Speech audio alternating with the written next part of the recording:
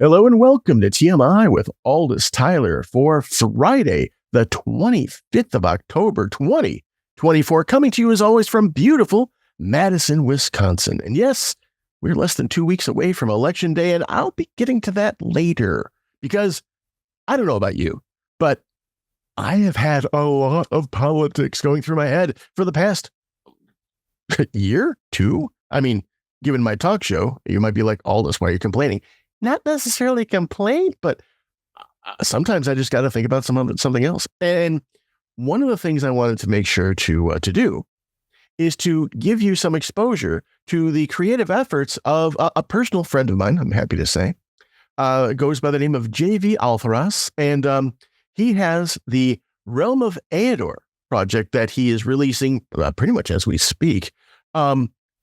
Given that, I wanted to bring him on board here just so that we could get a glimpse into a creative project and just relax about the politics for just a few minutes. Bear with me. Don't worry. As I said, I'll get to that later. Don't you worry. All right. And with that in mind, then, JV, welcome to TMI.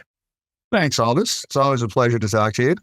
Indeed. In fact, longtime listeners may remember that you've been on here before, but it's been, I'd say, over 10 years since the last definitely time. Over 10 years. It was, if I recall, it was during one of the gas price meltdowns.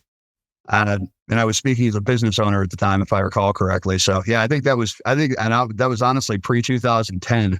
Yeah, that was right when TMI was getting started. So, but in the meantime, though, again, what a lot of folks would not have caught from that interview was the creative side that you have, which has honestly been one of, again, thankfully, I'm honored to say you're a longtime friend of mine. I've always been very interested in what you're up to whenever you're doing something creative. You've had plenty of music going on. You write things, and it seems as you've been telling me, you've got a fairly massive multimodal project that's about to hit here. Why don't you tell us a little bit of the Realm of Aeodar project? Thank you. So I wrote the first novel in this series roughly 2010. I had just written a brief, basically pulp novel for a small publisher, and I was inspired to write a few short stories at the same time. A couple of them were very well received. One of them ended up spawning a novel. And as I finished writing it, I realized that I had started the story in the wrong place. And to be honest, I went a little bit Tolkien on it. And I am not going to make anybody read the Silmarillion. I'm not going to demand the Encyclopedia Britannica, but the idea is phenomenal to actually go through the work of writing the history that underlies your primary storyline. And I think with the Silmarillion, it's often been joked about as calculus compared to finger painting when you get to Lord of the Rings. It's information dense, and it's a whole lot of who gave birth to who, and it's an archaic approach. But like millions or hundreds of millions of people, I grew up on Tolkien's work, and I always loved it, and I've taken a lot of cues from it. The Realm of Aeodar is not going to include any elves or dwarves. Not going to include any hobbits. We have had a lot of great stories with those kinds of archetypes, but I am intentionally leaning away from archetypes. This is a story about humans, the good and evil that they do. I do not have pure good and pure evil characters because I want people to be able to relate. The world's worst dictator probably still loves his dog. And people are not one-dimensional. So I take that as a challenge to avoid one-dimensional characters or avoid characters that are built around a single thought or idea. Right. But the idea that I had back then was that if I went out of my way, and it was going to be a large undertaking, I could blend music and fiction in a way that I have not seen done. And in a big wide world, I'm not saying I'm the first person who's ever tried what I'm doing. I'm saying I haven't seen it done, and I think my way is going to work. And if anybody else has done it, I'd like to see their work and see what they succeeded on. Wouldn't hurt to crib off, right? Exactly. So basically, the short summary is that my mission is to disrupt every aspect of the entertainment industry systematically over the course of years. I'm starting with music, and then I'm going to proceed to fiction. I say disrupt because the product that I have, while it will take many years to develop, the product that I have is not something that any one industry is going to understand. And I would not be able to sell it to anybody. I couldn't take this to a banker right now. I'm successful in business, in my regular day-to-day life. I would not take this to a banker right now. Right. Because bankers don't invest in art. And right now it's still art. It's not a business yet. Understood. But coming soon.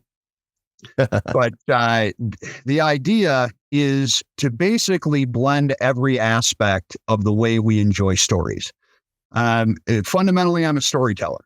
I was a storyteller in elementary school writing poetry. I'm a storyteller writing lyrics. I'm a storyteller writing novels. Lyrics are just a particular kind of story that are set to music, and you've got a limited format and limited timeline. So in video, movies, all ways to tell a story. And I want to bring them together in a way that has not necessarily been done before, because I don't think there's been a project that has been conceived from the outset with this kind of thing in mind. So the music that I'm releasing, we're going to tell the entire story of the realm of Aeodar. We are going to start with a Bronze Age culture, and we are going to follow society and follow the human race up through the Middle Ages and Renaissance, which as a fantasy consumer and a fantasy author is where we're going to dwell for a while. Right. But over time, we're going to get through Aeodar's Victorian period, we're going to get through the industrial age, and we're going to get into a modern time and eventually science fiction, if I live long enough. It is my plan to spend the rest of my life telling this story. And I also intend fully to bring in collaborators, because my vision for this project is far in excess of the work product that one human could generate in one lifetime. Understood. So part of my point is to draw in other artists, find collaborators. Eventually, after the first couple of novels in Aeodar, hopefully I will have built up enough of a following that I'll be able to solicit some of the authors in my following for short stories to take on some branch storylines. So I fully intend to have branch storylines that I don't have to write, that I just have to guide. And I want to see where other authors will take some of these characters and will take this realm. I would never be able to create what I'm trying to do by myself. And that goes for the music as well. I am already all of this music in this release, 30 songs, almost all of them are prototypes. This music is going to evolve. We're going to have traditional songs that we see expressed differently by different characters in different time periods on different instruments. Included in this release are a few examples of that. There's an acoustic version of Castle Exodus, and there's a metal version of Castle Exodus. And that is also true with several other songs. But there is going to be an orchestral version of Castle Exodus. There is so much more coming. I love taking music and letting it go where it wants to go. And I love making instruments do things that most people are going to make them do. I like them doing strange jobs. I need to find the right violinist, but it is my intention that in the realm of Aeodar, the violin is the first electrified stringed instrument and is the basis of popular music instead of the guitar. Oh, I like little butterfly effect changes like that. So I need to find a damn heavy metal violinist, and I need to find one soon. I'm immediately thinking of "Still of the Night" by Whitesnake, where they did the bow played electric guitar for the solo there, and so that's coming to mind. One thing I wanted to make sure to bring to my listeners' attention real quick is that one of the things that this is reminding me of, at the very least, is very much the way that one would produce not only a movie, but a series of movies, in as much as you have to have a soundtrack going on. You have to have a plot line that is already at least, patterned out so that it can be put from one to the next story that you want to tell along the series. But as with movies, you have different directors, you have different writers.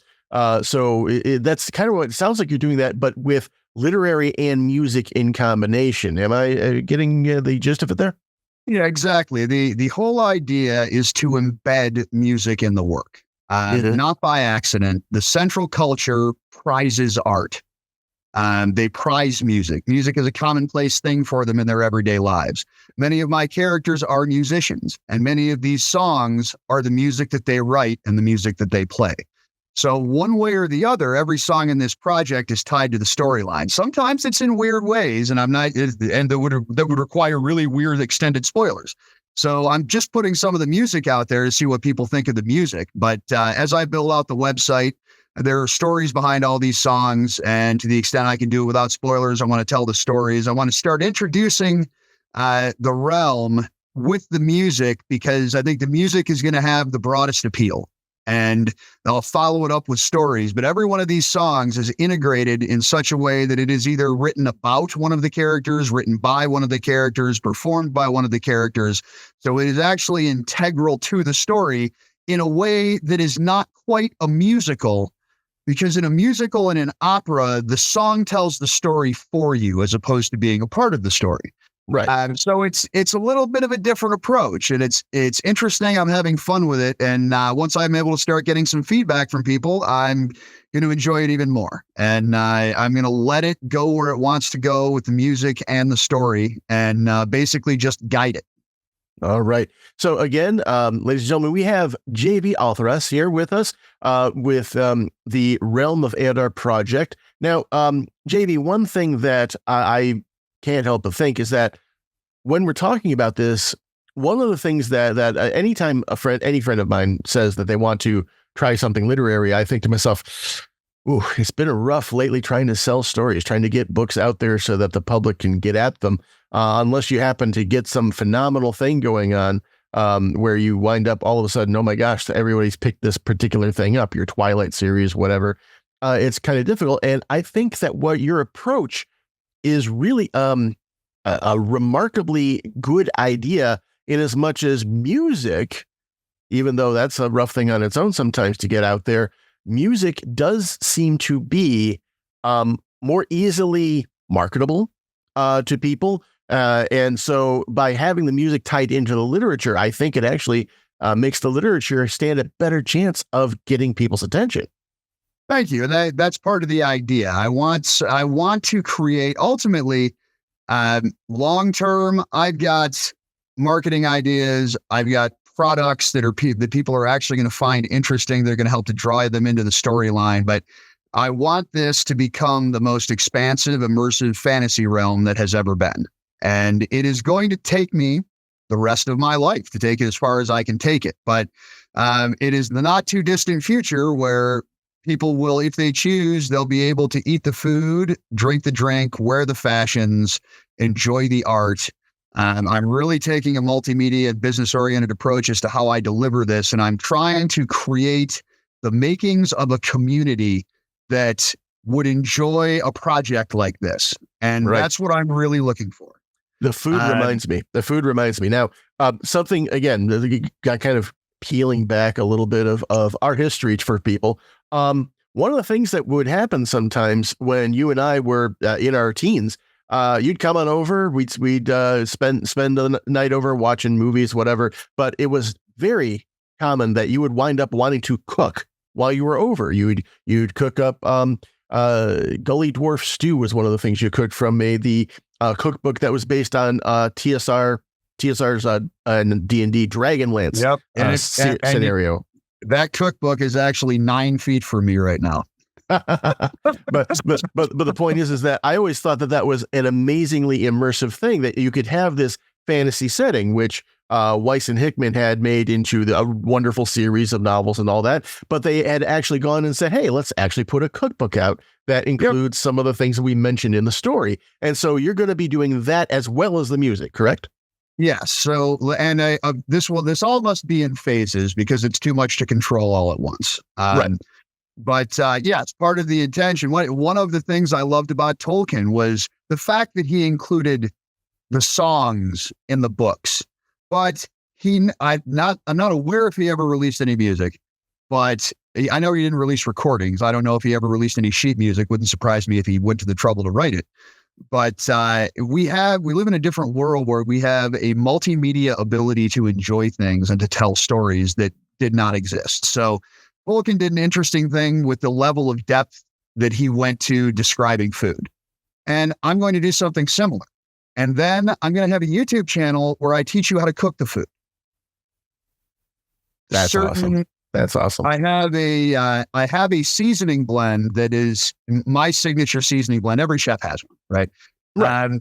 It's my signature seasoning blend and rub that the credit for this is going to the head chef in Castle Exodus. But it is his personal seasoning blend, and I use it in all my cooking, and it's going to be available. I already have a co-packer. I know what it's going to cost me, and as soon as I'm at the right point in the project, all I have to do is push the button to start getting it made and start being able to share it. So little things like that are a lot of dominoes that are going to fall when the time is right for them to fall. And not to let it go, or not to let it go too far by the wayside. As you also know, I am probably best known as a sex and kink educator and a sex podcaster. Yes, ending the sexual. What's yeah, up? I was about to say yes, the Ending the Sexual Dark Age podcast. Yes, that was definitely something which I, as far as I was concerned, was one of your more widespread multimedia endeavors, was to put that podcast out. You had what, 100 episodes or so? Oh yeah, about 100 episodes. We're actually talking about reviving it, since I'm getting back to being online a lot again, which just hasn't been my habit for the last few years. That show has got 101 episodes and around 2 million lifetime downloads. So it had a long reach, and a lot of those people are still subscribers. When we release an occasional episode, it gets a lot of downloads. So I am also starting a new podcast called Aeodar After Dark, which the first episodes are going to air next month. Part of trying to connect with people who will enjoy the kind of thing that I'm doing is starting to tell the stories. As I said, and when I was debating with myself the best way I might be able to explain what some of this stuff means, as a podcaster, it's kind of a natural extension, and I'm going to be able to do it a lot more effectively in that format. So a lot of the early episodes are going to be called a track talk format, where I'm going to pick one or two of the songs in the project. The ones where I'm doing multiple versions will be talked about in the same episode. And I'll just talk about them a little bit, explain why some of the things are the way that they are, explain a little bit of the background so people can understand the context of the lyrics and the context of the music, and then just play it. And that'll become a resource that I continue to put out with every song. And it'll also give me a format to start doing audiobooks. And when I finally get to starting to release the fiction, have no doubt it is not going to be pornography, but I am telling the whole story of the realm of Aeodar, and we do not close the door on the kinky stuff. The thing is, it's not like there isn't a market out there for it. I mean, I hate to mention 50 Shades of Grey, but basically there have been very popular pieces lately that have decided to include more human sexuality in them. So, all right. Why not? I don't mind talking about 50 Shades. I was probably at the pinnacle of my time as a sex podcaster when it was popular. So I had many conversations about it, both with fans, with others, with other sex educators. We had complicated feelings about it because on the one hand, it proved to everybody that you could mainstream kink and get away with it.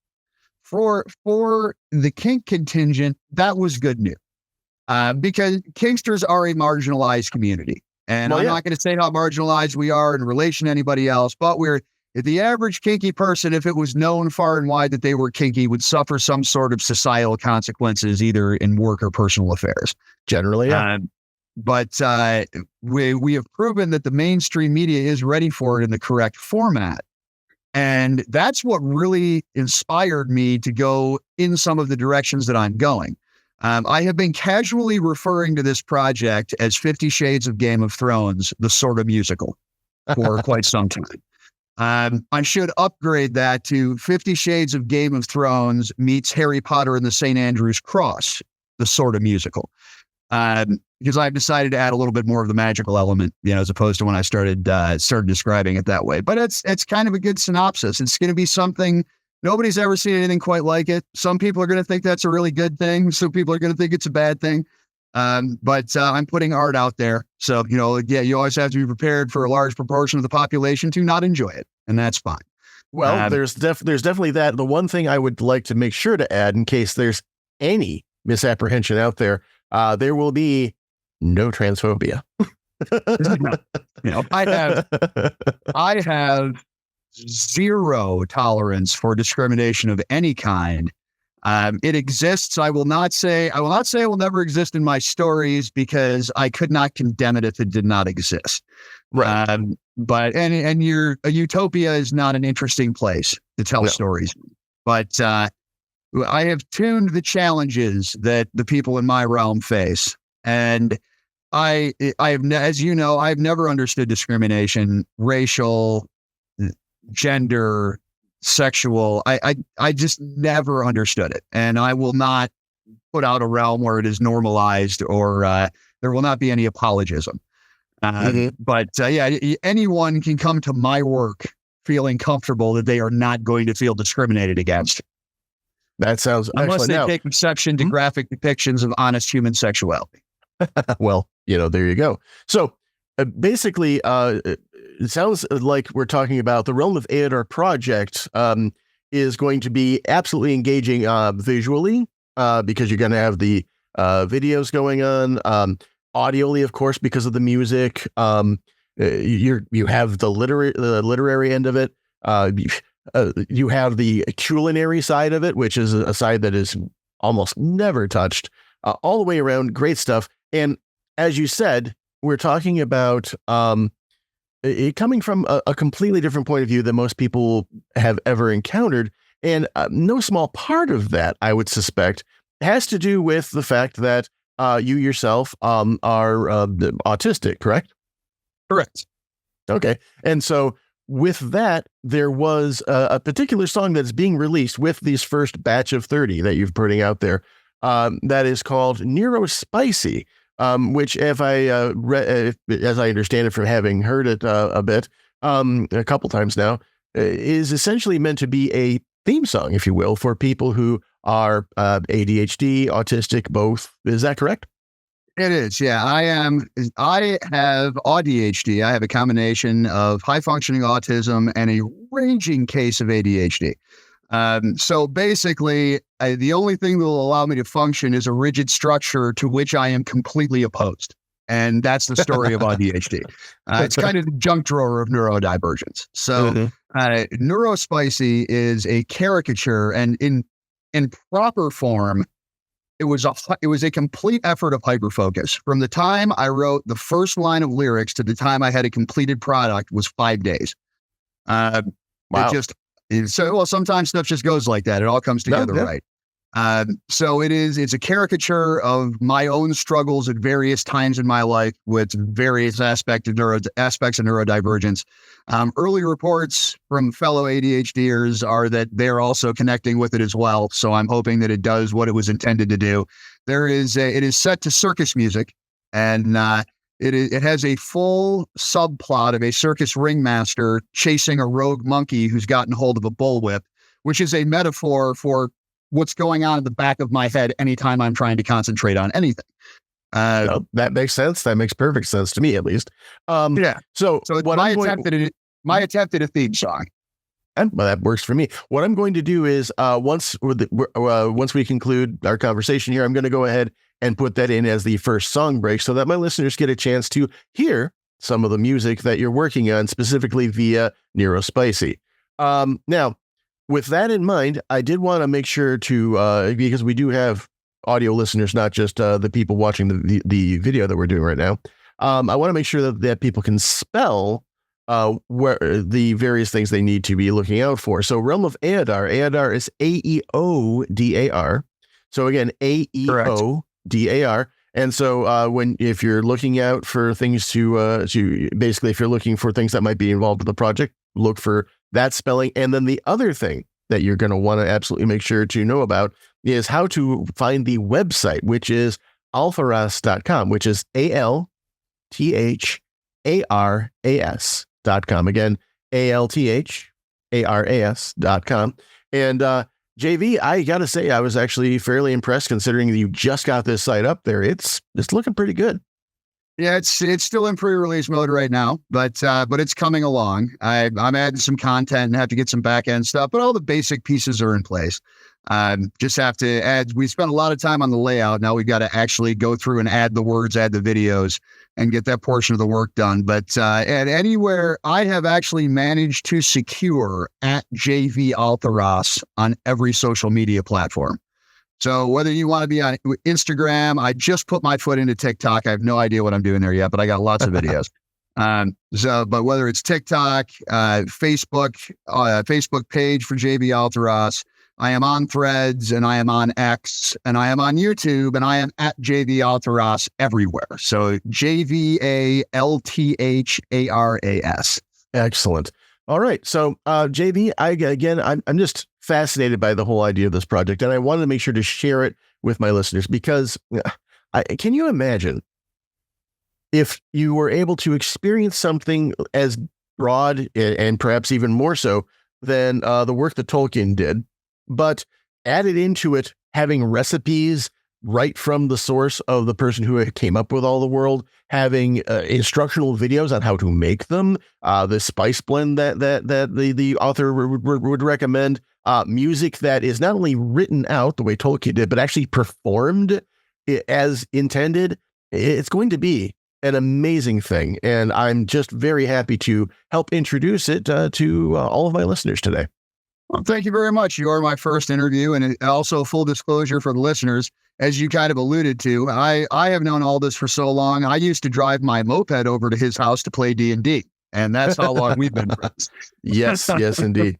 I'm just fascinated by the idea that if there's a line like "meat's back on the menu, boys," you might put a cooking video out for it. In any case, JV, thank you so much for coming on by here, and I hope I'll be able to get you back on here soon when further progress is made. Absolutely. This is the first interview I'm doing. It's very appropriate that it's with a lifelong friend. So this interview is actually truly the introduction to the world of the project, because the music isn't released yet. The music's not available until the 30th. It will be available for pre-sale at a discount on iTunes and anywhere else you buy digital music online on the 23rd. Excellent. All right. So then in that case, that happened just 2 days ago as of this release. So awesome. In that case, JV, again, thanks for coming by. And ladies and gentlemen, you've been listening to TMI with Aldous Tyler. We'll be right back.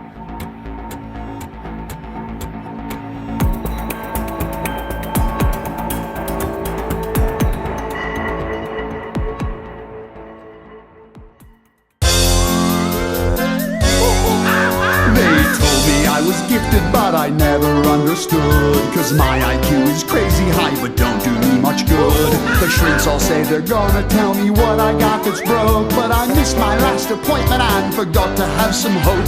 They told me I was gifted and then said to wait and see, but I think they're gonna diagnose me with ADHD. And I don't need no test results to see when all the neurospicy memes are always pointing right at me. And I might be the poster child for ADHD, so if you try to give me orders, you might get some ODD. And in the first ring, feast your eyes on Jumbus the elephant, balancing on a single foot, with Bobo the monkey on the tip of his trunk. Wait, Bobo, where are you going? Someone stop that monkey! Not like that! I know I look disorganized and my place is a mess, but that bill that's laid is halfway down the third stack from the left. Chuckles, There's 3 days worth of dishes neatly stacked beside the sink, and about a week of mail in that box down by the street. I've had 19 hobbies disappear without a trace, but the shelves with my collectibles look like museum space. And don't you dare attempt to help by cleaning up for me, cause this disaster's got a system and it's called ADHD. And I don't need no test results to see when all the neurospicy memes are always pointing right at me. And I might be the poster child for ADHD, but I've got the perfect comeback for that argument last week. And in the second ring, we have the Gypsy Queen and her tiger's tail. Wait, Bobo, what are you doing? Don't let the monkey get the whip! Don't let the monkey get the whip! When it comes to romance, I guess I'm a little thick, cause I won't know you wanna play unless you hit me with the brick. I don't know what to do with all your normal social cues, cause I didn't get the manual to tell me what to do. I hope you know I'm sorry, I always forget to call, but I had to spend a couple example, I was staring at the wall. And I don't need no test results to see when all the neurospicy memes are always pointing right at me. And I might be the poster child for ADHD, but hyperfocus is a superpower, so don't mess with me. Get out of the crowd!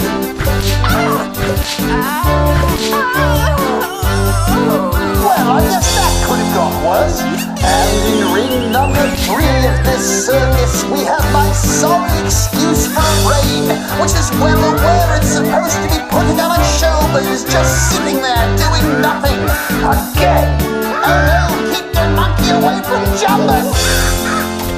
Knock it off with the knives! The normies think we're lazy, but we're just misunderstood, cause their brains let them do things just because they know they should. And I don't need no test results to see when all the neurospicy memes are always pointing right at me. And I might be the poster child for ADHD, but I control my hyperfocus, so you'd best not mess with me. What? Huh? What were you saying?